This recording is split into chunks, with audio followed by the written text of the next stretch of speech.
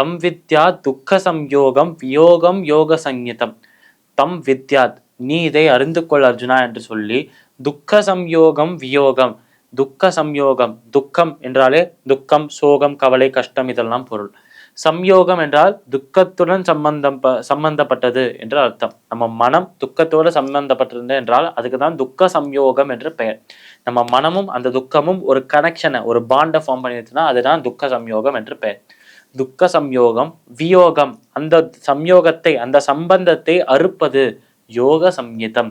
அப்பேற்பட்ட அந்த துக்கத்திற்கும் நம்ம மனதுக்கும் இடையில் இருக்கும் அந்த சம்பந்தத்தை, துக்கத்துக்கும் நம்ம மனதுக்கும் இடையில் இருக்கும் அந்த கனெக்ஷனை அறுப்பதுதான் இந்த ஒரு யோகமாக இருக்கிறது, தியான யோகமாக இருக்கிறது என்று சொல்றார் நம்ம கிருஷ்ணன். துக்க சம்யோகம் வியோகம் யோக சஞ்ஞிதம் சநிஷ்டயேன யோக்தவ்யோ யோகோ பவதி கஷ்டனா என்று சொல்றார் நம்மளோட கிருஷ்ணர். சநிஷ்டயேன யோக்தவ்யோ, அதாவது இந்த இடத்தில் நிச்சயமாக நீ கர்மயோகத்தை பின்பற்ற வேண்டும் என்று சொல்லிட்டு யோக நிர்விண்ண சேதசா என்று சொல்றார் நம்ம கிருஷ்ணர். எந்த ஒரு பயமும் படாமல், எந்த ஒரு தயக்கமும் இல்லாமல், முழு மனதோடு, முழு ஸ்ரத்தையோடு, பக்தி ஸ்ரத்தையோடு இந்த தியான யோகத்தை நீ பின்பற்ற வேண்டும் அர்ஜுனா என்று சொல்றார். ஏனென்றால் எல்லா துக்கங்களையும் அறுப்பதாக, துக்கங்களுக்கும் நம்ம மனதுக்கும் அந்த கனெக்ஷனை அறுத்து விட்டால் என்றால் துக்கம் வேற எங்கேயோ போயிடும், நம்ம மனம் இங்கதான் இருக்கும். இப்போ மனதுக்கும் துக்கத்துக்கும் கனெக்ஷன் அறுபட்டு போயிடுது. இப்போ மனதுக்கு வேற எங்கேயாவது கனெக்ட் பண்ணணுமே, வேற எங்கேயாவது கனெக்ஷனை உண்டாக்கணும், வேற எங்கேயாவது அந்த ஒரு சம்பந்தத்தை ஏற்படுத்தணும்.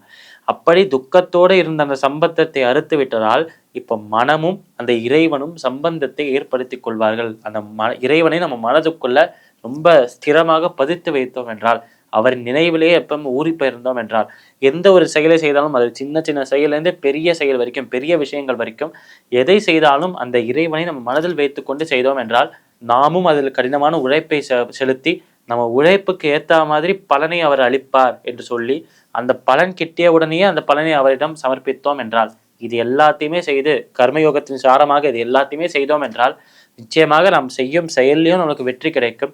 அந்த ஒரு வெற்றியிலிருந்து புகழும் கிடைக்கும். ஆனால் கிடைக்கும் இந்த வெற்றியையும் புகழையும் எப்படி அனுபவிக்கிறோம் என்பதை பொறுத்துதான் ஒரு யோகியா இல்லை சாதாரண மனிதனா என்பது நமக்கு வேறுபாடு தெரியும். அந்த கிடைக்கும் வெற்றியையும் புகழும், எல்லாம் புகழும் இறைவனுக்கே என்று அவருக்கே யார் சமர்ப்பிக்கிறாரோ அவர் கர்மயோகியாக இருக்கிறார். அவருக்கு மோட்ச முக்தி என்பது நிச்சயமாக கிடைச்சிடும். ஆனால் சாதாரண பாமரர், நான் தான் இதை செய்தேன், எனக்கு தான் வெற்றி, எனக்கு தான் புகழ், நான் ஏன் பகவானிடம் தர வேண்டும் என்று தான் அந்த புகழையும் அந்த வெற்றியும் சுவைத்து கொண்டிருந்தால் அந்த ஒரு வெற்றியும் புகழுமே மீண்டும் தன்னோட மனமும் அந்த துக்கத்தையும் சம்பந்தம் ஏற்படுத்துறதுக்கு ஒரு காரணமாக மாறிடும். அதனால இதுலேயும் தெரியாது, நாம் செய்யும் அந்த செயல்லேருந்து வரும் அந்த பலனை நாம் ஏற்றுண்டு